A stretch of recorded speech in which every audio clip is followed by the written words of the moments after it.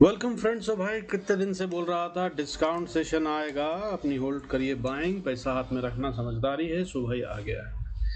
अक्टूबर के इवैल्यूएशन वाले वीडियो में मैंने सब कुछ बताया था जो कुछ आज हो रहा है। उम्मीद करता हूँ आपने देखा होगा और उसका फ़ायदा उठाया होगा।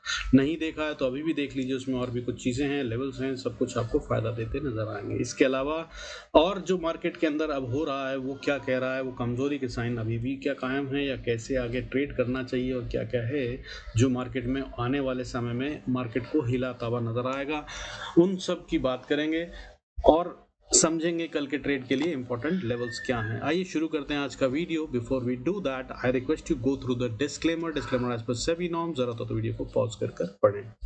तो भाई सबसे पहले ग्लोबल इम्पैक्ट्स या इम्पैक्ट्स जो कल मार्केट पे आ सकते हैं या जिन्होंने आज मार्केट को कुछ करा, वो था आज टर्की का इन्फ्लेशन का डेटा आया। अच्छा था, ये पॉजिटिविटी थी इसमें। 51.97 पे लास्ट ईयर था, अभी ये 49.38 पे है। सो इम्प्रूवमेंट है, इन्फ्लेशन की दर कम हुई है। इसके अलावा अब कल क्या है जो असर डालेंगे, वो है भाई जम्मू एंड कश्मीर की वोट्स की काउंटिंग, गिनती जो है वो मार्केट पे कल असर डालती हुई नजर आ सकती है। कल ये इसके रिजल्ट्स आने हैं। हालांकि ये बहुत ज़्यादा बड़ा इम्पैक्ट नहीं होगा, बट ये आधे एक घंटे के लिए मार्केट पे गहरा असर भी डाल सकती है। सो नज़र रखिएगा और तैयार भी रहिएगा। साथ में दूसरा, central bank policy rate Poland के आने हैं। पोलैंड का और स्विस बैंक का बहुत शांति से यूरोप में नाम लिया जाता है। ये काफ़ी शांत देश हैं, ये भी मार्केट में इनकी पॉलिसीज़ और रेट्स जो हैं वो असर डालते हैं। सो नज़र रखिएगा।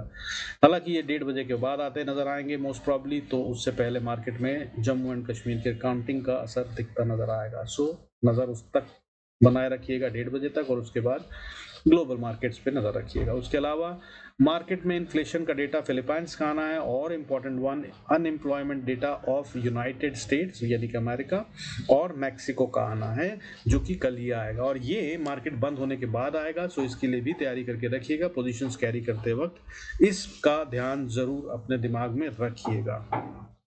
और अगर एक बात करूं कि इसके बाद मंडे को जब मार्केट ओपन होगी तो थाईलैंड का इन्फ्लेशन का डेटा आना है, उसका भी मार्केट पे खासा असर आता हुआ नजर आ सकता है। उसके लिए भी तैयार रहिएगा। अब बाकी की बात करें जो मार्केट ने आज करा है, तो आज की मार्केट में भाई वॉलेटिलिटी इंडेक्स ने आज चमत्कार करा है, फिर से भयंकर रूप से बढ़ता नजर आया, लगभग 10%। टू बी प्रिसाइज 9.86% की बढ़त थी आज, और 13 के पार चला गया। कल 12 से नीचे था 11.99 पे, और आज सीधा 13.17 पे क्लोज हुआ है। और ये दर्शाता है कि मार्केट में आने वाला समय जो है वो काफ़ी उछल कूद वाला होगा, इसमें कोई शक नहीं है। और शायद ये थोड़े कमजोरी के भी इंडिकेशंस दे रहा है। इसके अलावा अगर बात करें तो निफ्टी जो है वो आज 25,250 पे क्लोज हुआ है। 546 पॉइंट का डिप है, गिर गई है मार्केट इतनी भयंकर रूप से। 2.12% बहुत ज़्यादा होता है ये एक ही दिन में गिरना, और ये गिर गई है। और अगर बाकी सब देखें तो एडवांस डिक्लाइन रेशियो भी भयंकर रूप से नेगेटिव है, मगर ये जो नेगेटिव है इसी में एक पॉजिटिविटी छुपी हुई है जिसको बताने की कोशिश करूंगा। बट उससे पहले गिनती की बात कर लेते हैं। सेंसेक्स में आज सिर्फ 495 शेयर थे जो ग्रीन में बंद होना मैनेज कर पाए हैं। 2022 शेयर हैं जो कि रेड में बंद हुए हैं, और खासी नेगेटिविटी थी, यानी कि सेल ऑफ चौतरफा था, भयंकर रूप से था।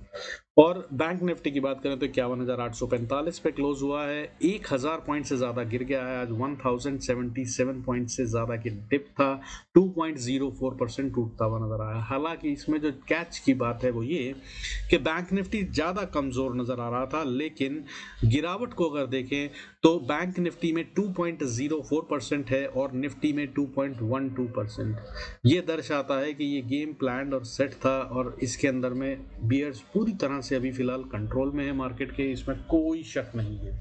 तो अब कल क्या कर सकते हैं उसकी बात करेंगे, बट उससे पहले आज एफआईआई ने जो करा है उसको समझ लीजिए। मार्केट को धक्का पड़ा तो कहां से पड़ा, और जो हमारे बचाने वाले हैं यानी कि डोमेस्टिक इंस्टीट्यूशनल इन्वेस्टर, उन्होंने क्या करा।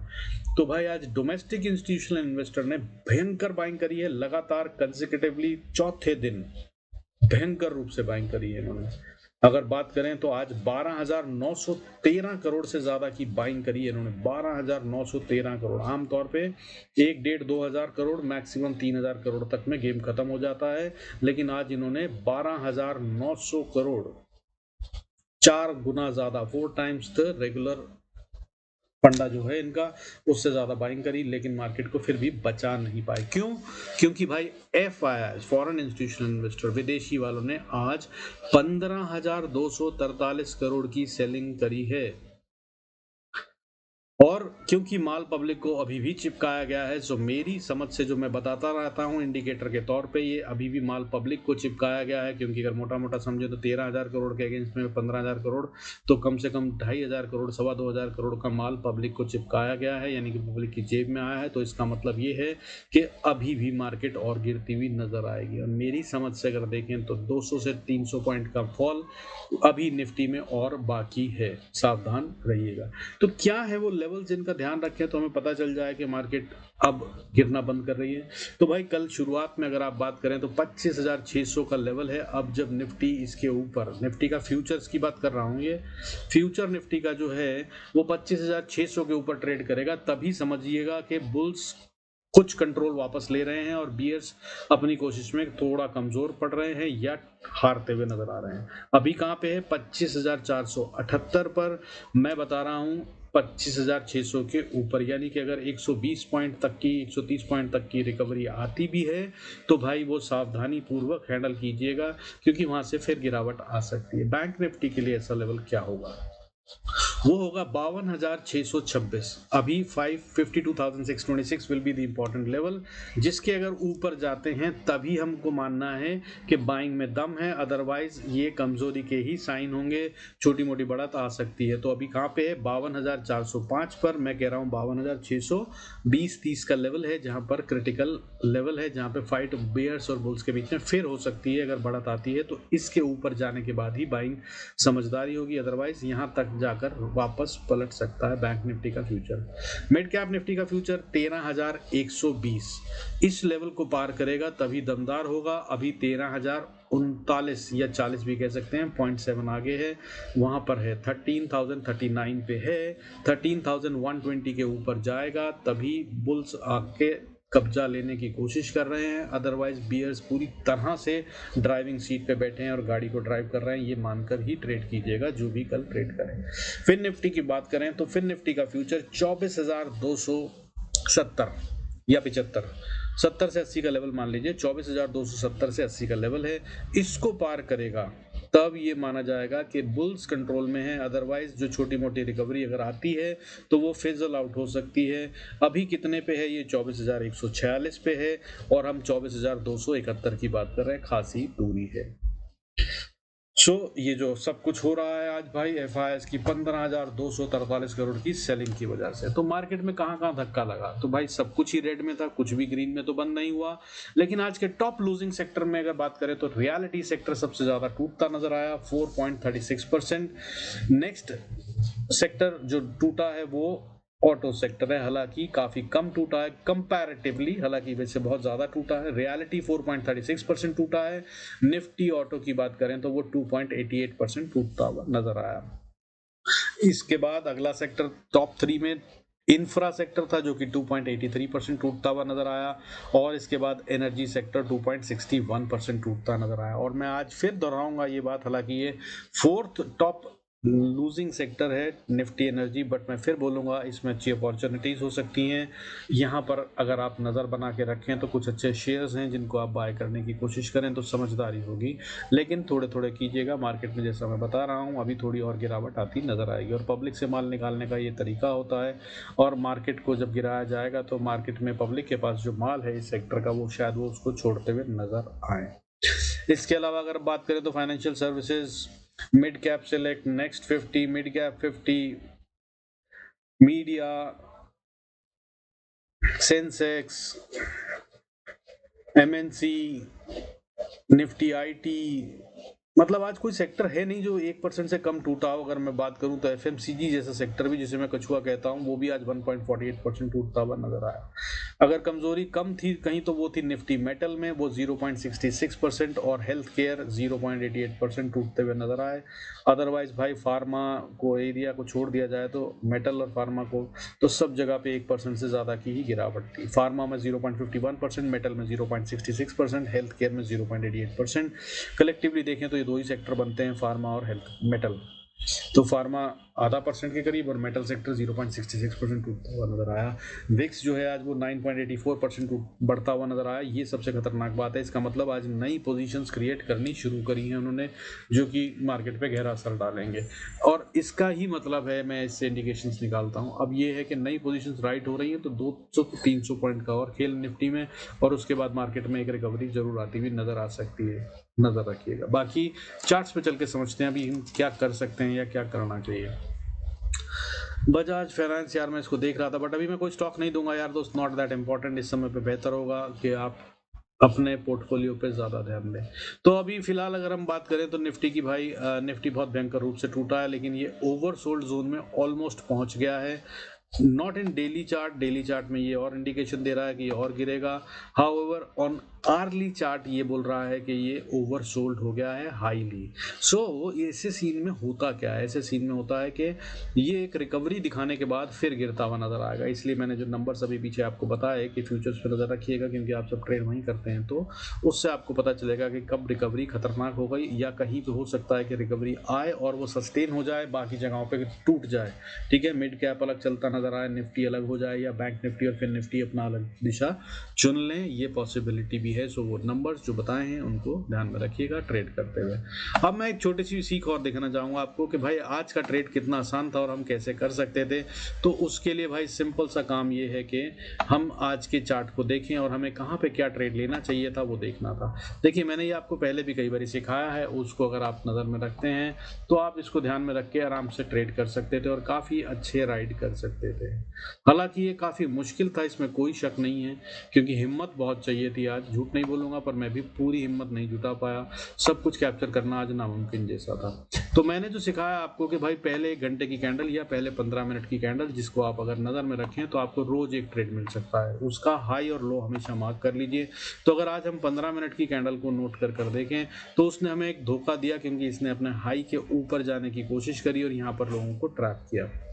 लेकिन उसके बाद फिर दोबारा ट्रेड मिला जब इसने अपने लो को तोड़ा, यानी कि 25,445-46 के पास, या इसके थोड़ा सा नीचे अगर जाने पर आप इसको ट्रेड लेते सेल का, तो आप इसको राइड कर सकते थे। ये था लेवल जहां पर की एंट्री बनती थी राइट वाली। पहली एंट्री यहाँ पर हुई। अब अगर ये है 15 मिनट का चार्ट, जो कि मैंने आपको बताया है कि अगर आप ज़्यादा रिस्क ले सकते हैं तब 15 मिनट का चार्ट यूज़ करिए, नहीं तो मैंने आपको कई बार समझाया है कि पहला 1 घंटा काफ़ी वॉलेटाइल होता है, खतरनाक होता है। आप ये मानकर चलिए कि आपके लिए मार्केट खुलती ही 10:30 या 11 बजे के आसपास है। तब अगर आप ऐसा करते और 1 घंटे की कैंडल को यूज़ करते तो इसने क्लीन ट्रेड दिया। तब इसका हाई ये था, कैंडल बता रही है, मैंने कैंडल स्टिक वीडियो में जो सिखाया आपको उसमें मैंने बताया है कि विक किस तरफ से है। देख लीजिए प्रेशर कहाँ पड़ रहा है, तो यहाँ पे साफ दिख रहा है कि ऊपर से धकेला गया मार्केट को, बियर्स ताकतवर है और नीचे की तरफ मार्केट को लाया गया।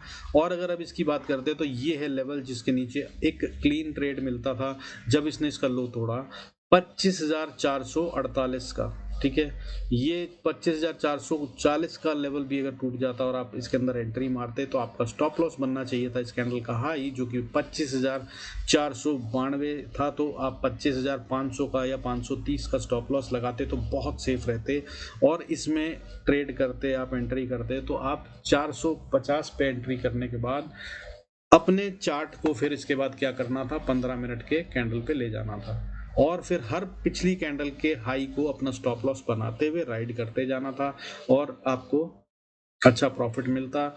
मार्केट ने उसके बाद भी 200 पॉइंट से ज़्यादा का फॉल दिखाया है। 200 में से अगर आप 100 पॉइंट भी कैप्चर करते तो अच्छा खासा प्रॉफिट बनता। सो ये था तरीका आज की कैंडल का यूज़ करने का, और रोज आप ये कर सकते हैं। ये एक अच्छा ट्रेडिंग वे होता है।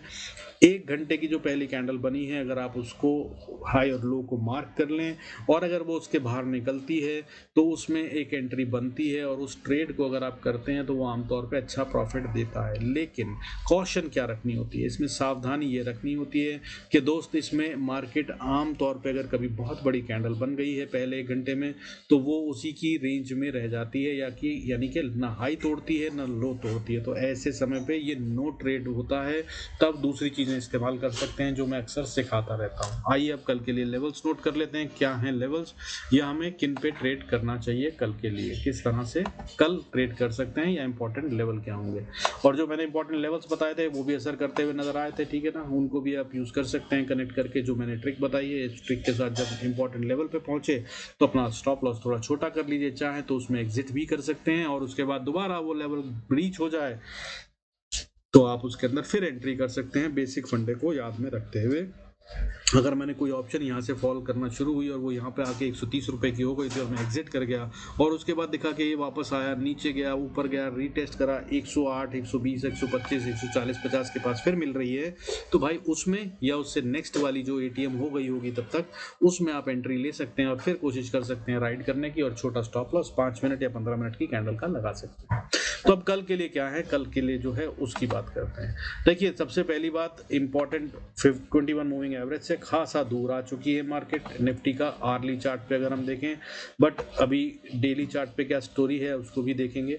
लेकिन अगर हम यहाँ से बात करें तो अभी आर्ली चार्ट पे करीब करीब 450 पॉइंट का डिफरेंस है from the level of 21 moving average जो मैंने आप लोगों को सिखाई है, वहां से बहुत इंपॉर्टेंट होता है, प्राइस बहुत दूर नहीं रहती। लेकिन अगर डेली चार्ट पे देखें तो डेली चार्ट पे अभी सिर्फ 280 पॉइंट या 250 पॉइंट 300 पॉइंट गई है, तो वही है, तो ये अभी यहाँ पे कमजोरी के ही साइन दिखा रही है, अभी और गिर सकती है। ये अगर दूर हो जाए करीब करीब 550 से 700 पॉइंट, हालांकि 800 पॉइंट तक भी हो जाती है तो नजर रखिएगा, लेकिन 500 से 550 पॉइंट के ज्यादा दूर हो जाए 21 मूविंग एवरेज से, तभी समझ में आता है कि रिवर्सल के साइन आ सकते हैं, उससे पहले खतरा होगा। अब इंपॉर्टेंट लेवल्स की बात करते हैं, कल कैसे ट्रेड करना है आपको वो नोट कर लीजिए। तो कल के लिए जो इंपॉर्टेंट लेवल्स हैं भाई वो हैं कि आप कल नोट करके रखिए कि अगर आपको बाय करना ही है, सबसे पहले तो मैंने आपको वो जो लेवल्स बताए फ्यूचर के उनको ध्यान में रखिएगा, लेकिन फ्यूचर की प्राइस और स्पॉट की प्राइसेस डिफरेंट चल सकती हैं कल मार्केट में, ये हो सकता है।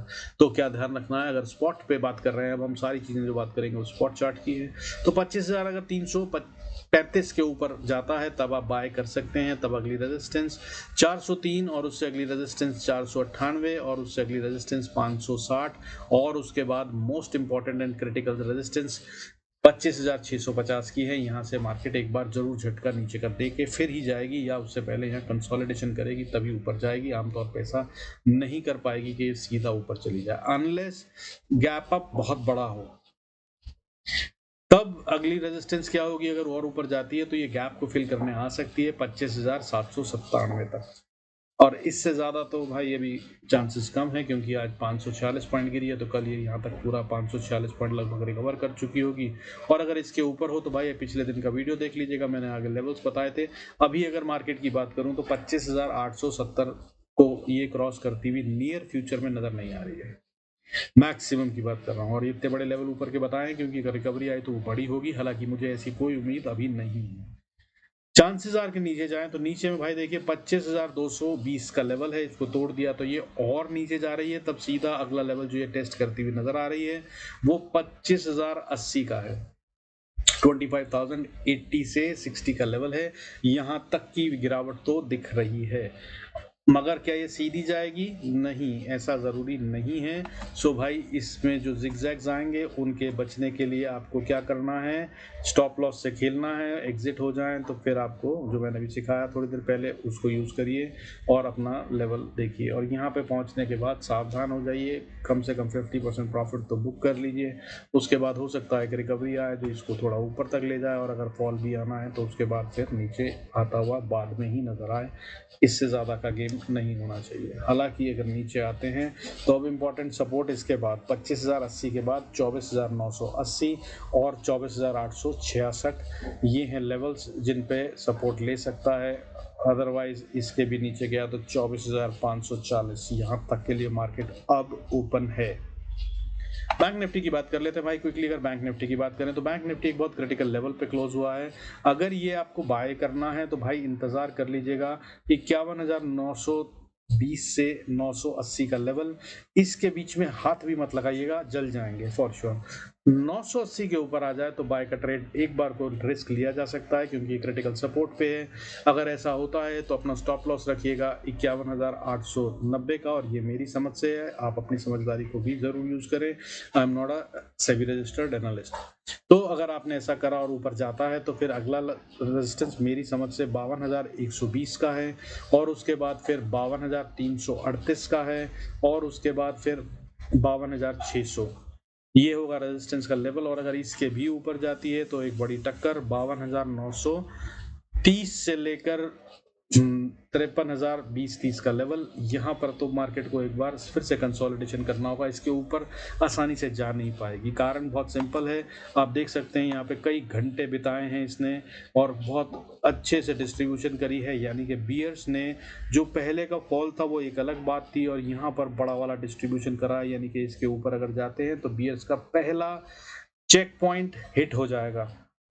ठीक है, सो इसलिए इसको ध्यान में रखिएगा। बाकी नीचे आती जिसके की चांसेस हैं, तो भाई सबसे पहला जो सपोर्ट आती है वो 51,675 और उसके नीचे 51,280 पे है। और अगर इन दोनों पे बाउंस नहीं आया, चांसेस आर के 51,230 के पास रिवर्सल या बाउंस बैक आ जाए, लेकिन अगर नहीं आया तब भाई ये और बड़ी गिरावट के लिए तैयार है। और इसके बाद जो असल में लेवल निकलता है वो 50,200 का निकलता है।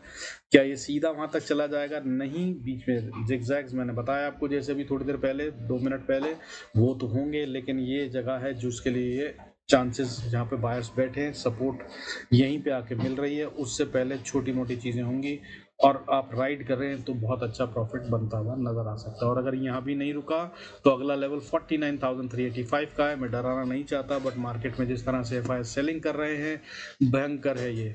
और अभी उनके पास थोड़ा माल पड़ा हुआ है, तो वो 18-20 हजार रुपए का आज जैसा एक और दिन दिखा सकते हैं वो। ठीक है, बट इससे ज़्यादा नहीं होना चाहिए। और अब कल है सेंसेक्स की एक्सपायरी, तो उसके इंपॉर्टेंट लेवल्स नोट कर लीजिए। स्पॉट्स की बात करूं तो भाई सेंसेक्स में जब तक 82,740 पार ना हो जाए तो बाय नहीं बनता है, लेकिन अगर बाय कर लिया तो अगली रेजिस्टेंस आपने 950 पे है, उसको देख लीजिएगा। उसके बाद 83,173, 83,173 दैट इज, फिर उसके बाद 83,360 और उसके बाद फिर 83,650। और इसके पार जाने में अभी जोर लगाना पड़ेगा बहुत सारा, लेकिन अगर इसके ऊपर निकलती है तो भाई फिर एक बाय का ट्रेड जरूर बनता है। स्टॉप लॉस लेकर खतरा लेना मेरी समझ से समझदारी होगी, क्योंकि अगर ऐसा होता है तो ये एक्चुअली में ओपन हो जाएगा 84,324 के लिए।